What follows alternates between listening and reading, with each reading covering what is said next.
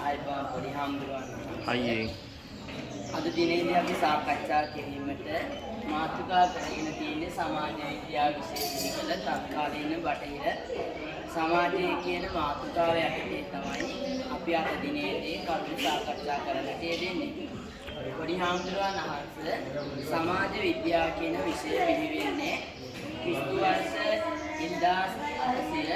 1838 පන්සේදී තමයි මේ සමාජ විද්‍යාව විෂය කියන විෂය බිහි වෙන්නේ.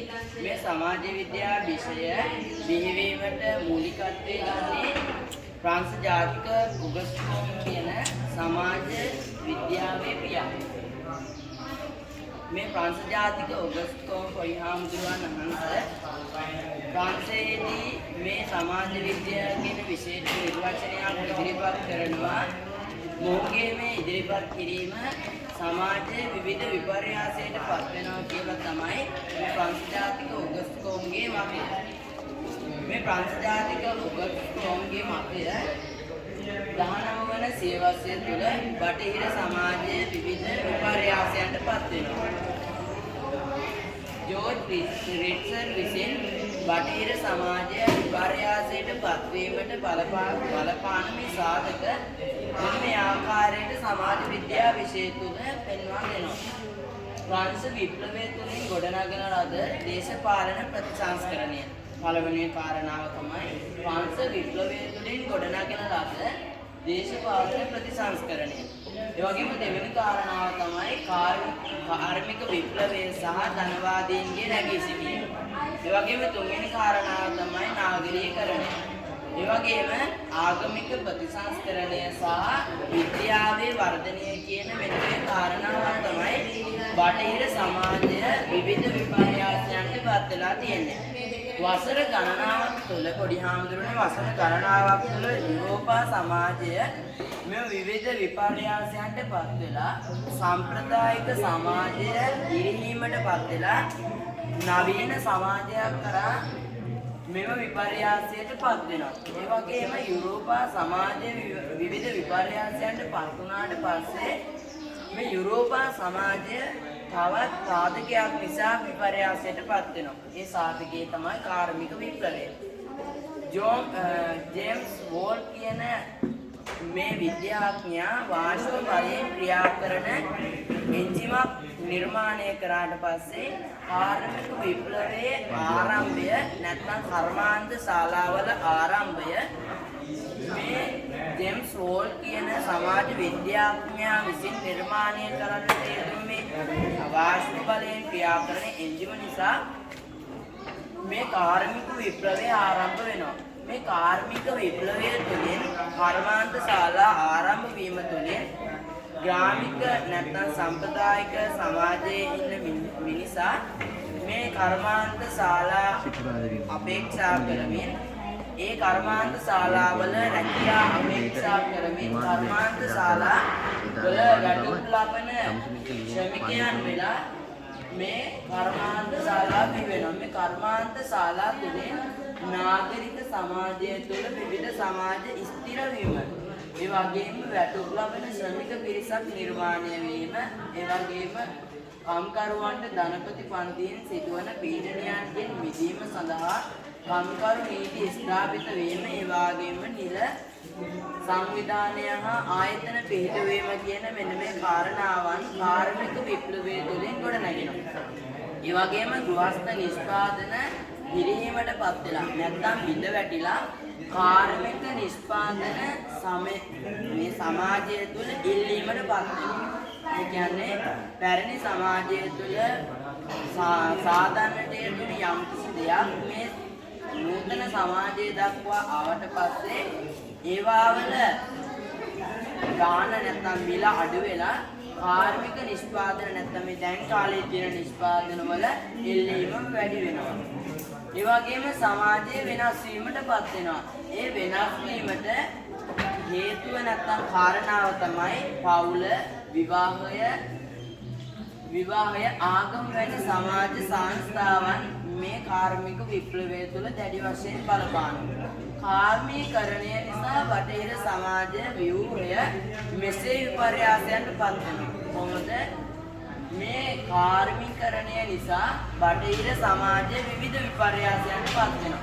බටහිර සමාජය තුළ බටහිර සමාජයේ විපර්යාසයට පත් වෙන්නේ 1789 ප්‍රංශයේ විප්ලවය තුළින් තමයි මේ බටහිර සමාජය විපර්යාසයන්ට පත් වෙන්නේ. 16 වන සියවසය තුළ එවකට රාජ්‍ය කරපු ලුයි රජතුමාගේ රාජාණ්ඩු ක්‍රමයට කලකිරුණු මිනිස්සු කැරලි ගැසීම තුළින් තමයි මේ ප්‍රංශ විප්ලවය ආරම්භ වෙන්නේ. මැක්ස් වේබර් කියන ජර්මන් ජාතික විද්‍යාඥයා ප්‍රොටෙස්ටන්ට් ආධාර ධර්ම හා ධනවාදී හරය කියන කෘතිය තුළින් පෙන්වා දෙනවා ධනවාදී ආකල්ප සහ ප්‍රොටෙස්ටන්ට් ආගම මගින් බටහිර සමාජය ගොඩනැගුණු ආකාරය සාකච්ඡා කරනවා.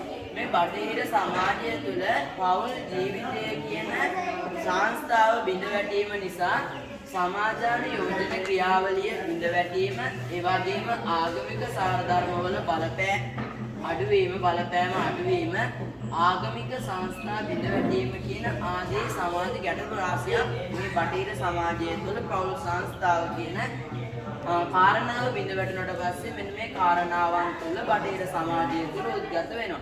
ඒ වගේම නාගරීකරණය බටහිර සමාජය උඩි යටිකුරු කරනවා. නැත්නම් බටහිර සමාජය නොයෙකුත් විපර්යාසයන්ට පත් කරපු සාධකයක් තමයි පොඩි හාමුදුරනේ නාගරීකරණය කියලා කියන්නේ.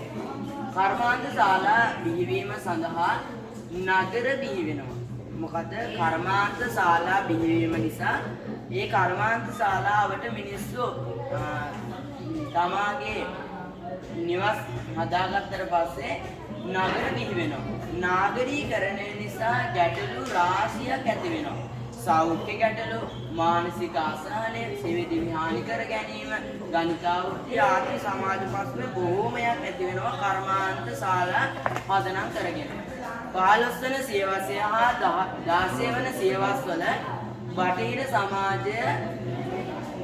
සමාජය වර්ධනය වූ විද්‍යාත්මක පුනරුදයක් යුරෝපා සමාජය තුළ වෙනස් කිරීමට හේතු වෙනවා. කියන්නේ මොකද්ද?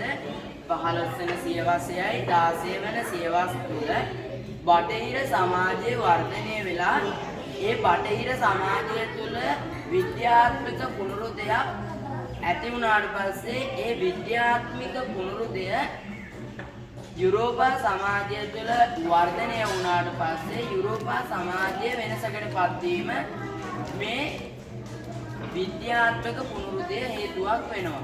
එම නිසා මිනිසා යථාර්ථවාදී, බුද්ධිවාදී මානසිකත්වයට අවතීර්ණ වෙලා ඒ බුද්ධිවාදී මානසිකත්වයෙන් යුක්තව මේ යුරෝපා සමාජයේ මිනිසුන් කටයුතු කරනවා. ඒ ප්‍රතිඵලය සමාජ පරිසරයේ නිර්මාණය කිරීමයි. ඒ කියන්නේ යුරෝපා සමාජය තුල ජීවත් වෙන මිනිසා යථාර්ථවාදී, බුද්ධිවාදී මානසික තත්වයෙන් වැඩ කරනකොට මේ හේතුන් පදනම් කරගෙන මේ හේතුන්ගේ ප්‍රතිඵලයක් වශයෙන් සමාජ පරිසරය නිර්මාණය වෙනවා.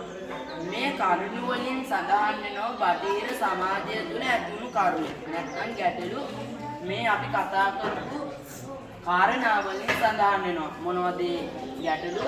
මානසික අසහනය, මදිරාවාදය, ගණිකාවෘත්තිය, සිවිදි විනාසා ගැනීම, ඒ වගේම දෙක්කසාද, අපරාධ, අපචාර කියන මෙන්න මේ ආදී ප්‍රශ්න, සමාජ ප්‍රශ්න බටහිර සමාජය තුළ ස්ථාපිත වෙනවා. ඒක නිසා පොඩි හාමුදුරනේ අද දිනේදී අපි මේ කෙටියෙන් සමාජ විද්‍යා විෂය විහිකල තත්කාලීන බටහිර සමාජය කියන මාතෘකාව යටතේ අපි කරුණු ගොනු කරා.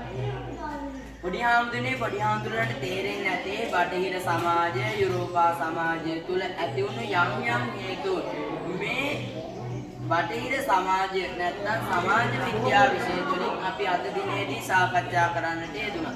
ඒක නිසා පොඩි හාමුදුරන් වහන්සේලාට නියමිතව තිබෙන මේ සමාජ විද්‍යා විෂය තව තවත් අධ්‍යයනය කරමින් මේ සමාජ විද්‍යා විෂය බිහිකල තත්කාලීන බටහිර සමාජය කියන මේ මාතෘකාව තව තවත් අධ්‍යයනය කරන්න. එතකොට පොඩි හාමුදුරන් වහන්සේලාට මේ පාඩම පිළිබඳව නැත්තම් මේ පාඩය පිළිබඳව පොඩි හාමුදුරන්ට යම් කිසි අවබෝධයක් ලැබෙනවා කියලා මම හිතනවා. ඒක නිසා අපි පාඩම මෙතන අවසానයි.